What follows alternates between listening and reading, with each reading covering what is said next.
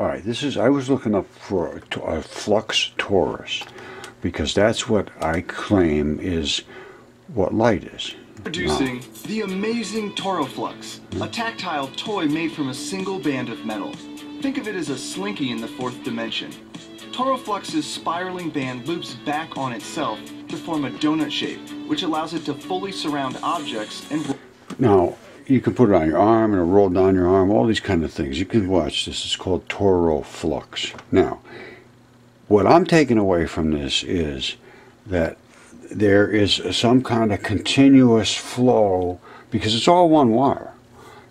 Throughout this matrix, somehow it sort of surrounds and rolls and wraps, and that accounts, it must be, for the right hand rule. And it also accounts for the fact that when you compress this, that it comes back to that shape, first of all.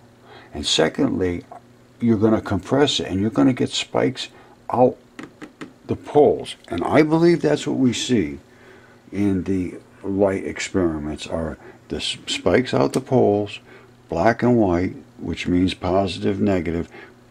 Something's crushing it, and how it creates these polar fields, I don't know, but it certainly looks like a dipole to me, back to back, sideways, and it's a box of dipoles. That's all I can say.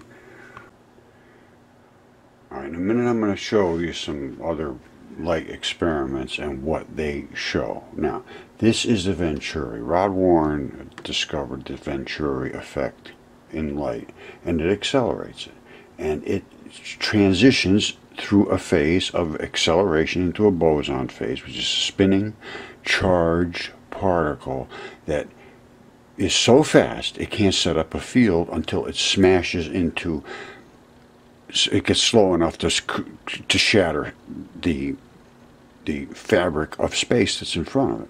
So at this phase, it's just way too fast, and it shows this in the first clip of the strobe of the camera. Then it shows a pulse here, which appears to be a little higher up and a little pushed this way, and spikes coming out. Maybe you can see that if I focus in. Well, before I do that, and then it gets a little squattier, and it seems like it's losing the spikes, and then it flattens out to this. But it's black and white, which means there's power and no power. It's in a configuration of two dipoles, back to back, bottom to top, however you want to look at it. But it's a box of magnets, really, and that is what's displayed, and that happens in green and red. So it's not just red. But that brings up another issue, is it seems to be the same particle. Now, my theory of these particles is that they're different sizes. Now, something you got to look into. But anyway, this is what I'm seeing, and you just saw that torus, that springy looking thing. Now, if this gets down to its normal configuration, it's just going to be a ball. But when you're slamming it into something, it's spiking up this way, it's compressing, it's glowing for some reason in these regions. I cannot explain that. But I do think it's squatting down, where, in other words, it just got compressed and squished, and it's elongated this way, and then it's starting to compress back down and lose these spikes of spikes. Now I'll show you a single one in green. I looked at these things for a very, very long time, years, literally. And all I could see is there's power here, no power, power, no power. It seems to be bleeding almost like it's a spinning, interacting particle. And, you know, I mean, you can see what I can see, you know, it's what it is. And there's a little bit of a dark trailing region here, a little bit of a dark trailing region here. I don't know what to think exactly. But I have been working with the magnets in the, well, hold on. Alright, this is the it's magnetic film, and you can see, like, this is regular bar magnets, and it polarizes the particles. Now, I'm going to make something similar with two little ball magnets, because each ball magnet has poles. Alright, so you see what you're seeing right there? That is the polarity of the ball magnets as they hit head to head. I don't know if you can see the little interplay in there, but they own little regions. The white, of course, is the, actually I believe it's negative. One's one, one's the other. So black is, I would say, the positive. The negative, which is the electrons, is the white, and they spew all over. And a single one will create the same thing as a hydrogen wavefront. You see that? That's exactly what a hydrogen wavefront is. You go look it up. Now, it's still going to have a polarity because it's a ball. You see, that's not, it could switch. That's just that one ball and rolling around under the thing. If you get it right on its pole, you see it as the wavefront of hydrogen. So does hydrogen have a polarity? I don't think so. So that would lead me to think that my electron flood theory says that all the positives are within the center and the negatives surround all the positives. Now, I don't know how that would really work, to be perfectly honest with you, because I would suspect that the negatives would be intermixed with the positives like a snowball, but who knows? And you could construct these all day long, make anything you want with them, and then see what kind of a pattern it produces. You see that? I mean, this stuff is fun to do. You see that? You see the symmetry? Those are all fields.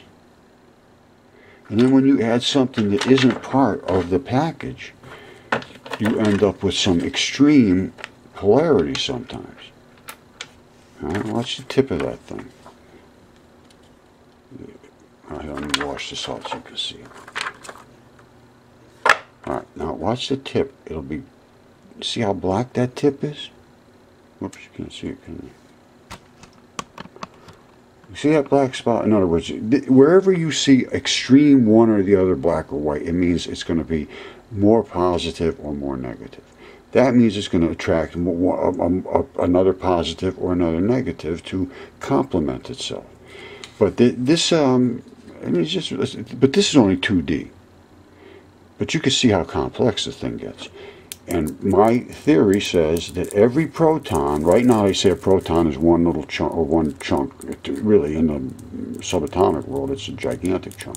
I say every proton is like this, made out of 1,836 particles. 918 are positive, 918 negative. Now, if the hydrogen wavefront theory is correct, the entire center core would be positive, and the external flooded electrons would be the negative. If the snowball effect is correct, then it's just the opposite. Just the entirety of the mass of the nucleus becomes negative, and so anything surrounding it would become attracted but repelled at the same time. Now, I think it's the coating, because there's so much repulsion so close to the core, to the external part of the core, that I'm going to go right now, but I can't really stand behind it. I'm going to have to keep thinking. Hold on. All right, well, I'm just going to tell you this. Let's leave it up to you. What do you think? That's a hydrogen atom. Now, what is a hydrogen? It's one core proton, they say, and then one electron that circles. Well, because the electron cannot, you can never predict where the electron is, they show it as a cloud, but there's literally only one particle here. Now, in this particular rendition, which I did not do, they show it as a core positive surrounded by some kind of negative force, it looks like to me, and then the electron circles this, and of course this would be three dimensions, so it's all around it in a ball, that cloud, and this is the core. And so it looks to me like you got a positive core, you've got negatives flooding it, which is, in my world, this is 918 positives, this is 918 negatives, and this is one single dot around, floating around here in wherever it wants to be, where at any point in time.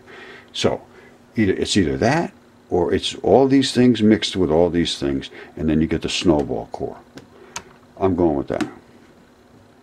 I think that's, I was sort of up on the air, in the air a minute ago, but as the wind, I have found a change. Okay, one clarification. I said 918 and 918 in the core. That is not correct. It's 918 positives and then 919 negatives. That means that this external, well, let me put it this way, the entire core will become negative, net negative. Now, if it's this, you're going to have a lot of net negativeness on the outside, I would think, versus if it was the snowball core, you'll have less concentrated negativeness. As this has concentrated negativeness, the snowball core would have a more of a diluted negativeness, I would expect. This might display the negativeness of 100 electrons on, because it's so concentrated in this. This might display the negativeness of 2 electrons. I don't know. These are things I have no clue about. But I'm all this stuff is guesses at this point. But they're based on more than what I'm seeing anybody else's guesses based on. Okay, these are from the work I did with Rodney Warren. He took these pictures of light experiments he did in Australia using some very simple little lasers. That's a construction laser, pulses, red laser. He accelerated it through a Venturi. It created plasma, and these are, I believe, are the Higgs fields. And these are the particles. Now let's focus in on the particles, because, let's just look at this too. Because my claim is that the light is accelerated and slowing down, and I believe I can prove that. That is more expanded than that. That means it is slowing down and compressing.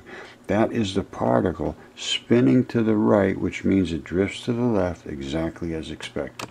This is the particle as it exits the Venturi, which would be over here, and it shows as this torus looking thing for a very short period of time, and then takes on its regular form. Now I see a positive, negative, back to back, up and down, a box of dipoles. Now